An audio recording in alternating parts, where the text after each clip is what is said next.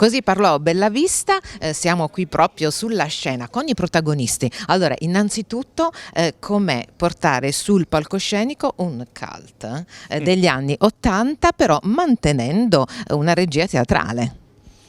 Beh sì, insomma, fare un film in teatro è molto complicato, anche perché sono codici di comunicazione diversi, tempi diversi, ma questo non è questa commedia non nasce soltanto dal film, nasce anche dal romanzo di Bellavista che è stato scritto 7 anni prima.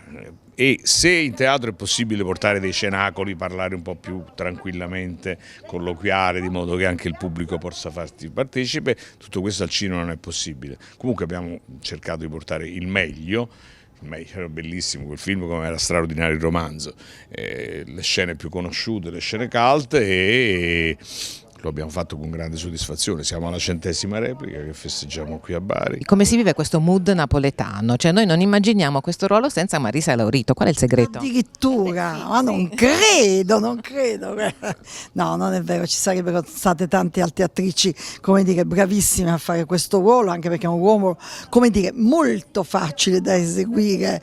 Diciamo che dalla mia parte c'è una naturalezza che mi porto dietro come insegnamento edoardiano, quindi quello mi rende più facile la vita. E poi per me è un piacere stare qui perché tutto questo mi avvicina a Luciano.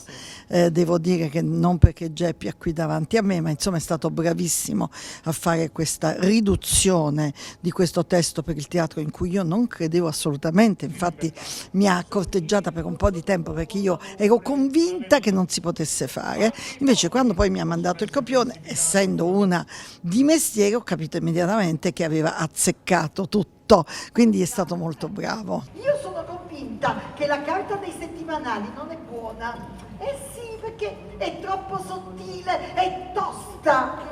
La signora Carraturo era abbonata a Grazia e quando faceva le bottiglie lei faceva un poco dentro Grazia e un poco dentro al mattino. Non ci crederete? Quelle dentro Grazia si schiattavano sempre e quelle dentro al mattino si salvavano e si mangiavano. Parliamo della scena, che rappresentano queste scale, noi siamo qui davanti a questa bellissima scenografia, che rappresentano queste scale che hanno a che fare con l'opera. Allora, le pareti che vedete e la struttura architettonica sono quelle del Palazzo dello Spagnolo a Napoli, che non è, come erroneamente si dice, viene anche ripetuto nei comunicati, il palazzo dove noi, quello dello Spagnolo è ai Vergini a Napoli, che è un altro quartiere, invece noi l'abbiamo girato in un palazzo di via Foria. Però abbiamo approfittato per mettere le nostre scene, le varie scene, collocate a secondo delle varie situazioni. Si spegne da una parte la luce, si accende dall'altra, nel frattempo gli attori stessi montano e smontano quei pochi oggetti scenici che servono, alcune scene avvengono sulle scale, un'altra avviene in platea, una avviene, è una sorpresa, ma insomma dall'ascensore che scende, della scena famosa con il dottor Cazzaniga, tra il professore Cazzaniga, l'incontro tra gli uomini d'amore e gli uomini di libertà. Insomma c'è un po' tutto, è uno spettacolo felice, nato felice, con una straordinaria compagnia. Devo dire che, vabbè, adesso non perché sta qua, ma con Marisa è stato molto piacevole portare avanti questo lavoro. Sì, nel senso che si lavora in allegria, in serenità, ma con grande serietà, perché tutti e due veniamo dalla stessa scuola, che è quella di Edoardo. E Marisa ha detto una cosa fondamentale: naturalezza. Edoardo non diceva mai bisogna essere naturalisti, no, il naturalismo non gli piaceva, la naturalezza sì che è cosa ben diversa. Com'è Geppi come compagno di scena? Qual è la scena che ti piace di più da consigliare? Qual è la scena più emozionante che preferisci di questo spettacolo? No, beh, ce ne sono tantissime. Quella più emozionante è quella che fa lui quando racconta che i panni stesi a Napoli, ma non lo posso dire io perché dovete vederlo, però tratta dei panni di Napoli stesi e lo scoprirete perché è bellissima, perché intanto è un'immagine meravigliosa che ha scritto Luciano.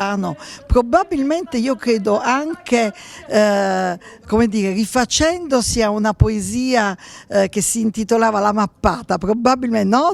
Può darsi che in qualche modo abbia preso da lì lo spunto, però è una cosa molto bella. Poi quella che mi fa più ridere è una scena che facciamo io e lui proprio su queste scale, perché è un piccolo litigio simpatico fra marito e moglie, e quella mi fa ridere molto, perché mi fa ridere molto lui, che mi fa ridere questo ruolo che abbiamo insieme. Ma perché invece questo Giorgio che fa? È architetto, però per il momento non c'ha un lavoro. È disoccupato? Gennaro è disoccupato, però è un bravo ragazzo, ecco, e appena sono pronte le carte, piglia e se la sposa. Ma come se la sposa? Quando pigliasse la sposa, non era una casa, non era un posto, non era una linea, se la sposa. Gennaro, questi sono giovani, hai capito? Non sono filosofi. Qual è il segreto per recitare la napoletanità? Si recita o bisogna essere napoletani veraci? Beh, continuo, ripeto, sempre la stessa parola, è la naturalezza che può essere anche avvicinata, se vuoi, a una sorta di realismo magico, che è un'altra parola che mi piace molto usare quando si parla di recitazione nella lingua napoletana, perché il napoletano è una lingua vera e propria, che oggi nessuno più sa scrivere. Infatti mi mandano spesso, sai, WhatsApp, le cose che si inventano, cose, e io gliele correggo tutto. Non sai scrivere in napoletano, non sai scrivere, io gliele riscrivo. Però è quello, recitare. Però insomma, sai, l'artigianato è, appunto, torniamo a Edoardo, tavola, tavola, chiodo, chiodo. Noi abbiamo fatto questo spettacolo con grande divertimento, grande allegria, ma molto seriamente. Lo diamo un consiglio ai giovani: che cosa bisogna fare oggi per fare l'attore? Prima di tutto bisogna avere il sacro breve, sacro fuoco del teatro, quindi grande passione e amore per questo lavoro. Non bisogna voler arrivare a morte di subito, cioè immediatamente, perché nessuno arriva immediatamente, neanche con le raccomandazioni, ma bisogna lavorare, tavola, tavola, chiodo, chiodo, bisogna lavorare pesantemente, leggere molto, studiare, arricchire la propria creatività, conoscere molta gente, diventare bravi, sperando poi un domani di avere anche il successo, ma quella è l'ultima cosa. La salvezza è, per uno che ama fare questo lavoro, è fare l'attore e guadagnare facendo l'attore. Già questo è meraviglioso, sarebbe meraviglioso. Per te, Geppi? Dunque, è importante, come diceva Marisa, incontrare, no? Lei ha incontrato Edoardo nella sua vita, l'ho incontrato anch'io a casa del suo Torino Laringoiatra. Chi mi aveva detto che mi cambiava la vita? Me l'ha cambiata. Io l'ho inseguito proprio. E poi un'altra cosa che secondo me è fondamentale e molto importante: quando i ragazzi, no, così poi iniziano le compagnie, credono di avere la capacità per esempio di scrivere o trovano un testo che gli piacerebbe fare, lo devono fare, unirsi tra di loro, fare e provare davanti al pubblico. Tanto il pubblico è sempre pubblico, se una cosa gli piace te lo fa capire, se non gli piace significa che non ha funzionato, e quello è il primo banco di prova, e intanto sono forche caudine fondamentali. Grazie per essere stati con noi, e adesso un saluto al pubblico di Dietro le Quinte. Qui ci troviamo in un teatro secondo me bellissimo, che ha fatto giustamente, ben diretto, assai ben diretto da Bartolomeo Pinto, che ha deciso di riaprire.